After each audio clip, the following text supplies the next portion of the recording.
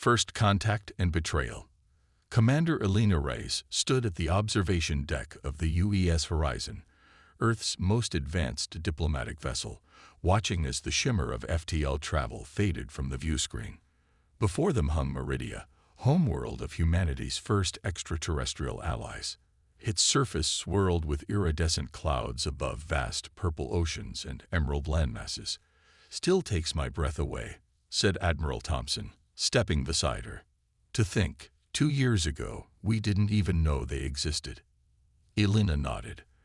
"And now we're building joint research stations and trading delegations." The Meridians had appeared in Earth's orbit without warning. Tall, graceful beings with skin that reflected light like mother of pearl. They came not with weapons but with offerings: medical technology that could cure most human diseases, energy systems that could end Earth's resource wars, and most importantly, the gift of faster-than-light travel. "The Hegemony Council representative is demanding another meeting," said Communications Officer Park, approaching with a tablet. "Third one this month." Thompson sighed. "Of course they are." The Hegemony Collective, a confederation of 17 spacefaring species, had made contact 6 months after the Meridians. They came with warnings rather than gifts, claiming authority over this sector of the galaxy and expressing concern over humanity's rapid technological advancement. "They're scared," Elena said. "The Meridians gave us in 2 years what took them centuries to develop." "With good reason," Thompson replied. "The Meridians see potential in us that the Hegemony fears." The Meridians, with their philosophy of mutual growth, believe that species should help each other evolve. The Hegemony preferred controlled, measured advancement under their supervision. 2 opposing views of galactic civilization, with humanity caught in between. "Sir," Park interrupted, face suddenly pale, "we're receiving an emergency transmission from Earth. Multiple Hegemony vessels have entered the Sol system." The bridge erupted into activity as Thompson barked orders. "Battle stations. Prepare for emergency jump." Elena grabbed a console as the ship lurched into FTL. "What about the Meridian delegation?" "They're already aboard," Thompson said grimly. "And they're terrified." Within hours, they learned why. As the Horizon dropped out of FTL at the edge of the Sol system, their sensors detected massive energy discharges around Mars, where the primary Meridian embassy had been established. "My God," whispered Elena as the view screen showed the aftermath. Where the gleaming crystal structures of the Meridian compound once stood, now only a smoking crater remained. Similar reports came in from Meridian outposts throughout human space: systematic, coordinated destruction. Ambassador Lyra, the Meridian representative, entered the bridge. Though her species rarely showed emotion through facial expressions, the dulling of her pearlescent skin revealed her distress. "It has begun," she said softly, "as we feared it might." "What has begun?" demanded Thompson. "Purification," Lyra answered. "The Hegemony has declared both our peoples contaminated by forbidden knowledge transfer. They do this to any species that threatens their order." Elena's tactical console lit up with alerts. "Sir, we're detecting Hegemony vessels approaching Earth. At least 30 warships." Thompson turned to Lyra. "How is this possible? You said the Hegemony valued stability above all else." "This is an act of war." "They value their control above all else," Lyra corrected. "We have seen this pattern before. They allow species to develop only along paths they dictate. Our alliance threatened that control." "Sir," Elena interrupted, "we're receiving a transmission from Earth Defense Command. The Hegemony is demanding immediate surrender and the handover of all Meridian technology and personnel." "They want the Meridians," Thompson realized. "This isn't just about technology." Lyra nodded. "Our biological capabilities, our neural networks that allow communion with technology. This is what they truly fear, that humans might integrate with it as we have." Reports flooded in from Earth's hastily assembled defense fleet. Conventional weapons barely damaged the Hegemony vessels. Lunar Base 1 had already fallen. The Mars colony was under heavy bombardment. Then came the message that changed everything. "Admiral," Park said, voice breaking, "hegemony forces have struck Melbourne, Shanghai, and Nairobi with some kind of disintegration weapon. Civilian casualties in the millions." The bridge fell silent. Then Thompson spoke, his voice steel. "Send to all Earth vessels. Implement Protocol Thanatos." Elena stared at him. "Sir, Thanatos hasn't been approved by command. It's theoretical." "Not anymore." Thompson turned to Lyra. "Ambassador, we need everything you have. Weapons specs, shield frequencies, biological data on hegemony species. Everything." For the first time, Elena saw a Meridian smile. It was not a pleasant expression. "Admiral," Lyra said, "we have been preparing for this day since we first detected your transmissions. We knew the hegemony would never allow our peoples to flourish together." From hidden compartments in her robes, Lyra produced crystal data shards. "These contain everything you requested, and more, including schematics for weapons we Meridians have never built, but always knew might be necessary." As Earth burned under hegemony bombardment, humanity made its decision. If peaceful coexistence wasn't an option, they would show the galaxy what humans did when cornered. Within 3 days, the first integrated human Meridian combat vessels emerged from hidden facilities in the asteroid belt. While the hegemony expected surrender, Earth prepared for war. "They thought we'd bow down," Elena said, examining the neural interface Lyra had helped her install at the base of her skull. It tingled as it synchronized with her nervous system, allowing direct communion with the ship's systems. Around her, 24 pilots underwent the same procedure. They have no idea what happens when humans have nothing left to lose. Lyra's skin pulsed with somber light. The hegemony has existed for 10,000 years by ensuring no species ever challenges them. They eliminate threats before they mature. "They should have hit us harder," Thompson said, reviewing deployment orders. "Leaving us even a few intact facilities was their mistake." The Earth Defense Council's emergency session had lasted only 20 minutes before reaching unanimous consent. Total war. The Meridians, facing extinction, joined without hesitation. As Elena prepared to take command of the newly christened UES Vengeance, the first of the hybrid warships, she accessed the neural feed from Earth's surface. Hegemony forces had established occupation zones in major cities, processing centers for human integration into their collective. Resistance was met with immediate execution. "We have 73 vessels ready," she reported to Thompson. "Mostly retrofitted mining ships and science vessels, but equipped with Meridian shield technology and energy weapons. Against 300 hegemony warships," Thompson mused. "Not great odds." "We have something they don't," Lyra reminded them. "The neural integration. Your pilots will react at the speed of thought. Your weapons will respond to intention rather than manual control." The plan was desperate, born of necessity rather than strategy.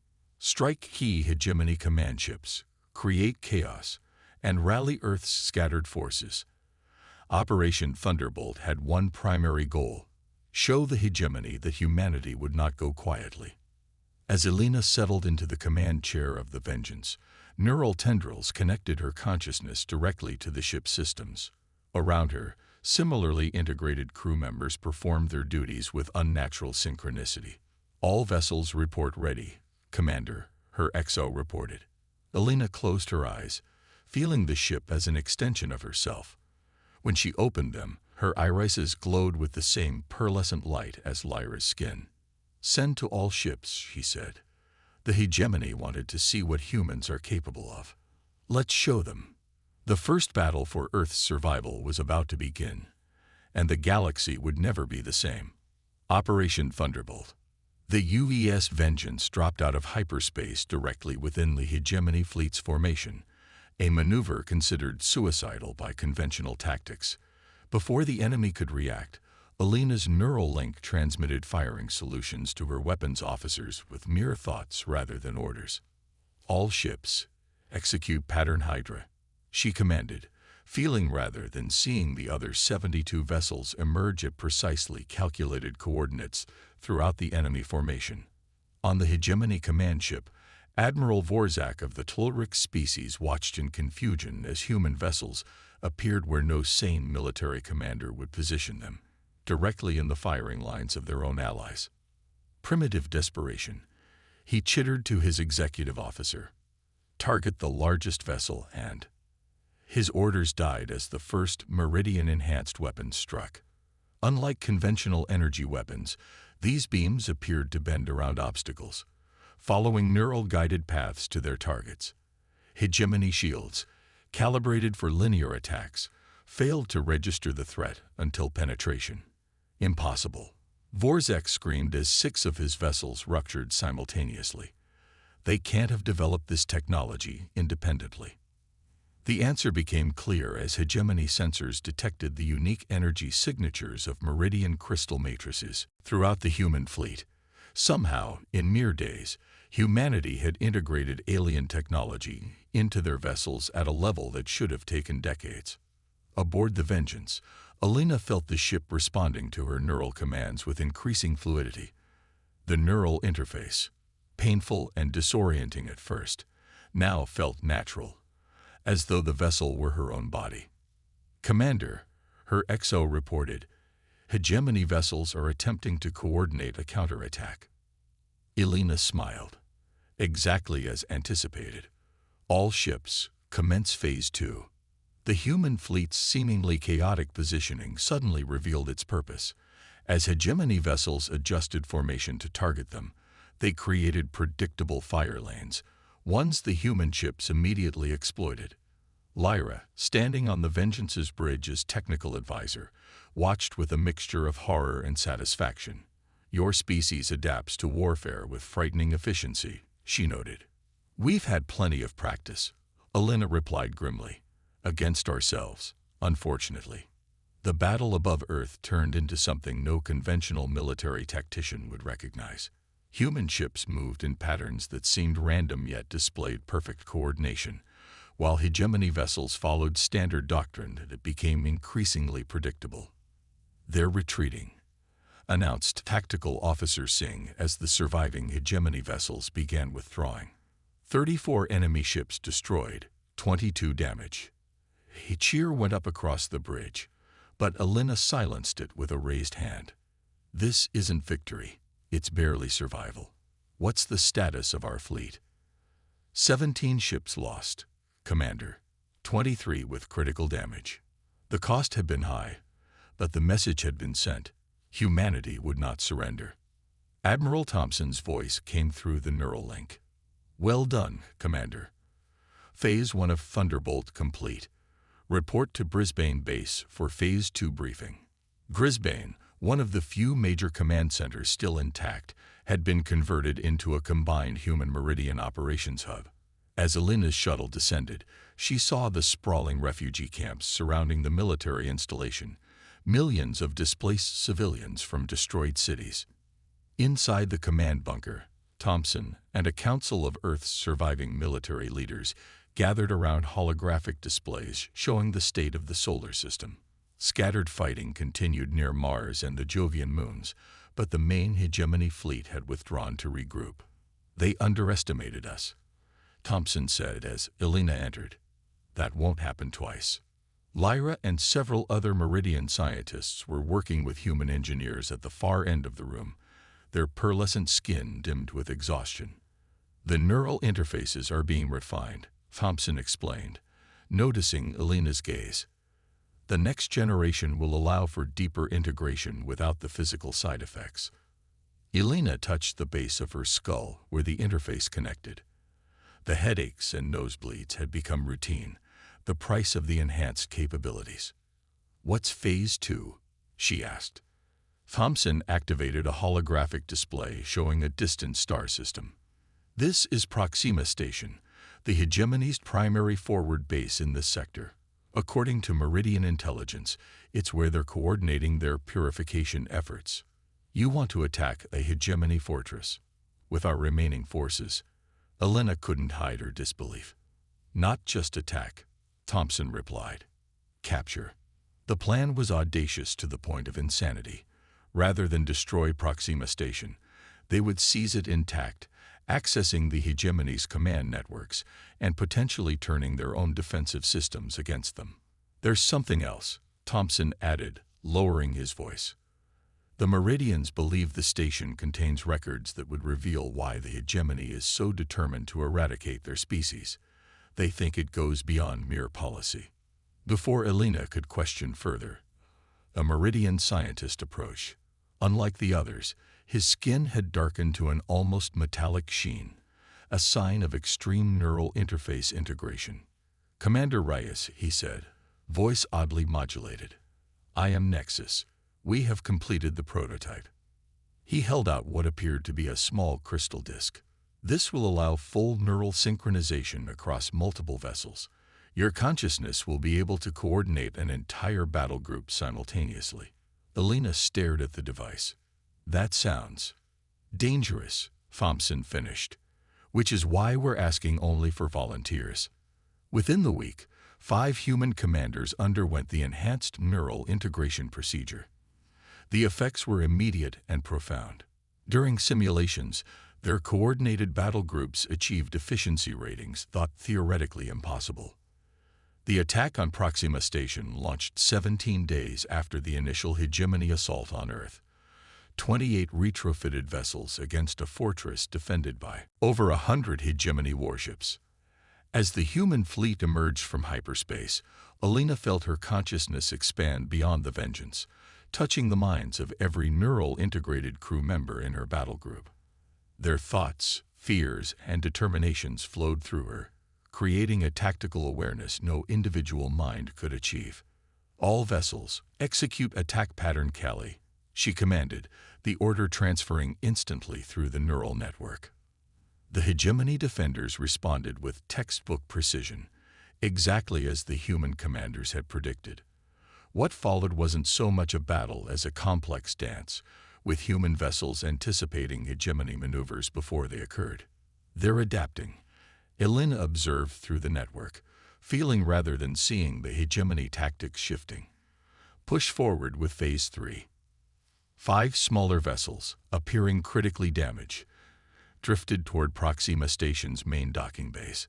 Hegemony protocols dictated capturing damaged enemy ships for intelligence purposes, a procedure Elena had counted on.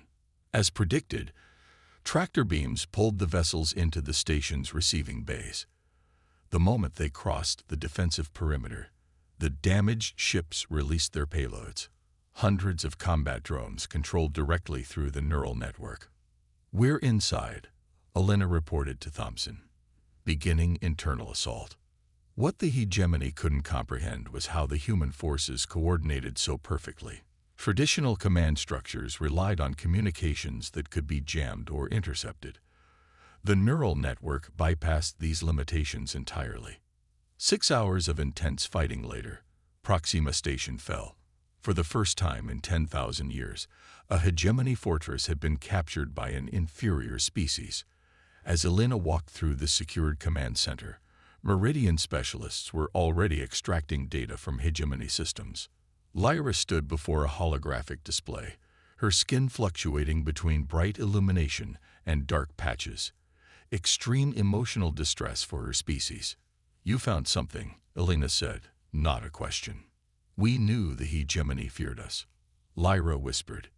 "Now we know why." The display showed genetic sequencing of various species, with the Meridian genome highlighted.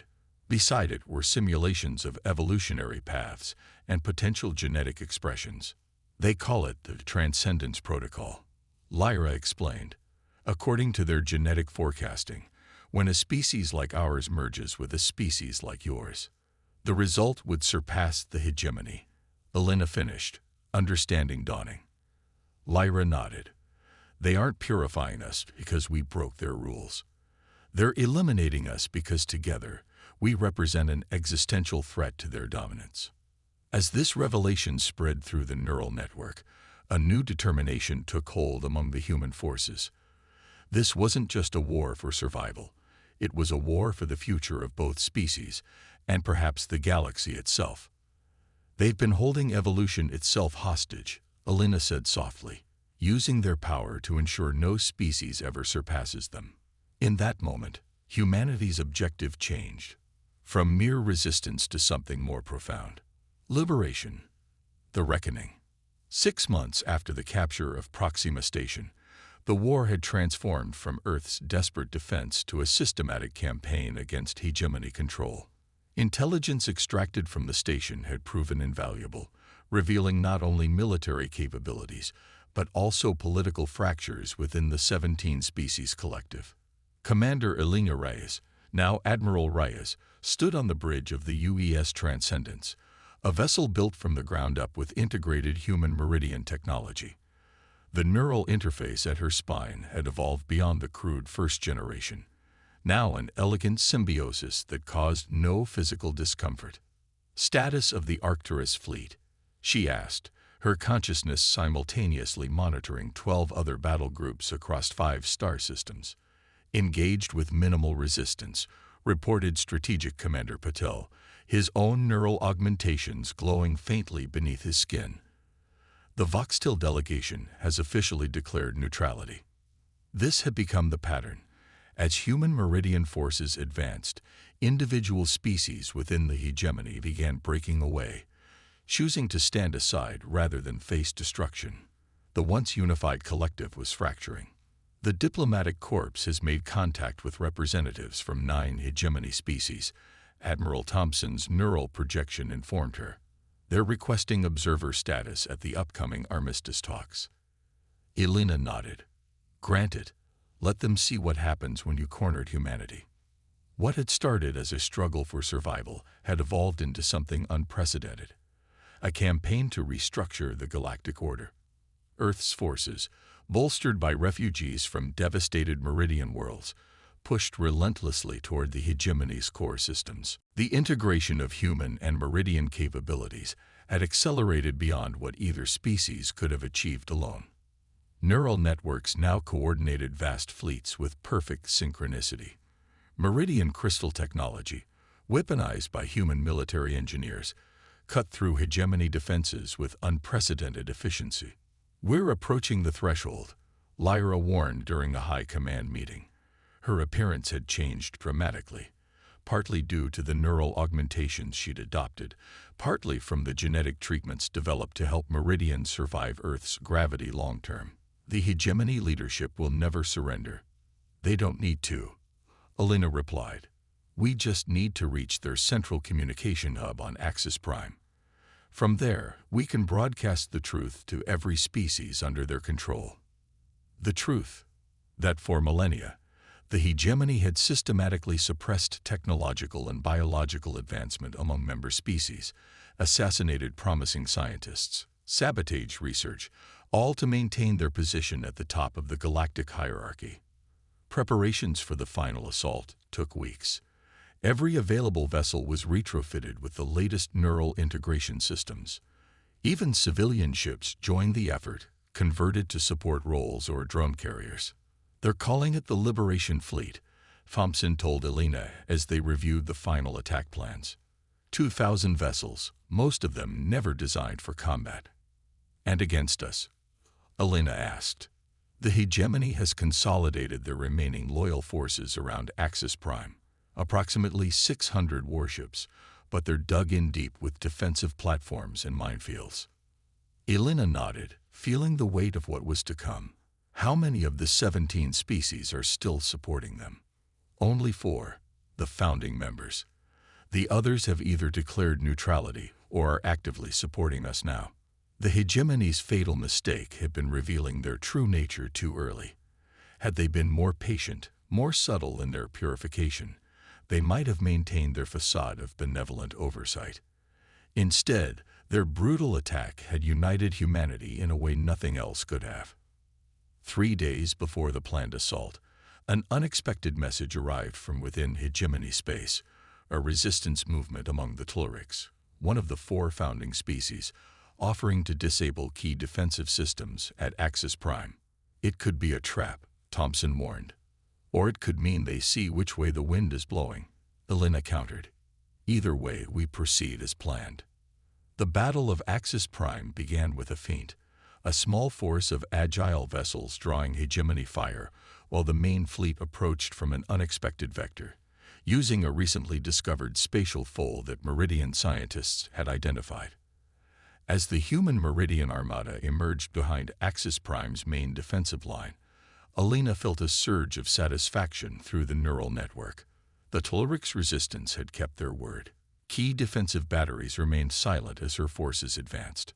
All vessels, execute formation Shiva, she commanded, the order instantly transmitted through the neural link to every ship in the fleet. What followed wasn't the chaotic brutality of traditional space warfare, but something more akin to a surgical procedure. Neural-guided weapons struck with precision, disabling rather than destroying where possible. Boarding parties, their movements coordinated through the shared consciousness, secured critical installations with minimal casualties. 6 hours into the battle, with the outcome increasingly clear, the hegemony leadership broadcast their final message: not surrender, but defiance. "You may destroy us," declared High Overseer Kavarn of the Dominion species, "but you cannot escape what you have become. In fighting us, you have transformed yourselves into something monstrous: connected minds, hybrid biology. You have become the very threat we sought to prevent." Alina, standing in the captured communication hub of Axis Prime, considered these words carefully before responding.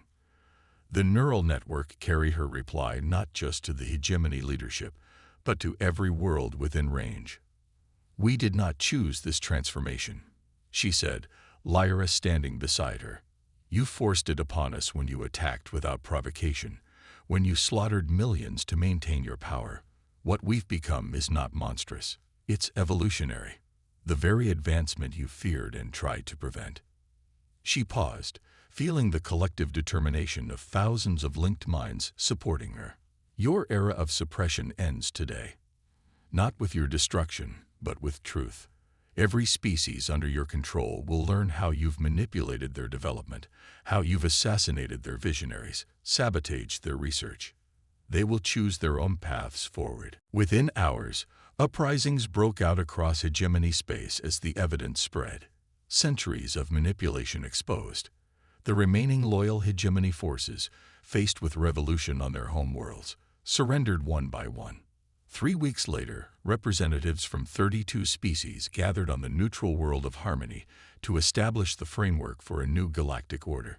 Humans and Meridians, having borne the brunt of the conflict, declined positions of authority, instead proposing a rotational council with term limits and technological transparency. Alina, watching the proceedings from orbit, felt both triumph and uncertainty. "Do you think we did the right thing?" she asked Lyra as they observed the delegates below. The Meridian skin shimmered with contemplative patterns. "The right thing? Perhaps not. The necessary thing? Absolutely. And what happens now?" The Overseer wasn't entirely wrong. "We have changed ourselves fundamentally." Lyra turned to face her, neural augmentations pulsing in rhythm with Alina's own. "That was always our destiny. Not dominance like the hegemony, but transcendence. Evolution beyond what either of our species could achieve alone." Already, children born to Meridian refugees on Earth were showing signs of natural neural capabilities without technological augmentation. Human scientists working with Meridian crystal technology were developing applications neither species had imagined possible. "We won't repeat the hegemony's mistake," Alina decided. "Knowledge will be shared, not hoarded. Advancement will be collaborative, not controlled." As the Transcendents prepared to return to Earth, Alina received one final report that brought everything full circle. The devastated regions of Melbourne, Shanghai, and Nairobi, sites of the first hegemony attacks, had been fully restored using Meridian regenerative technology combined with human engineering. From the ashes of attempted genocide had emerged something unprecedented, not just survival, but evolution. The galaxy would never be the same, and perhaps that had been inevitable from the moment humanity looked up at the stars and wondered what waited beyond. "Set course for home," Alina ordered, feeling the ship respond to her thought. Around her, The crew, human and Meridian alike, worked in perfect harmony, their consciousness partially shared through the neural network, yet each maintaining their essential individuality. They had fought not just for survival, but for the right to become something new, something neither the hegemony nor their own ancestors could have imagined. And as Earth came into view, its continents showing the green-blue shimmer of Meridian restoration technology, healing the wounds of war, Alina knew with absolute certainty. This was just the beginning.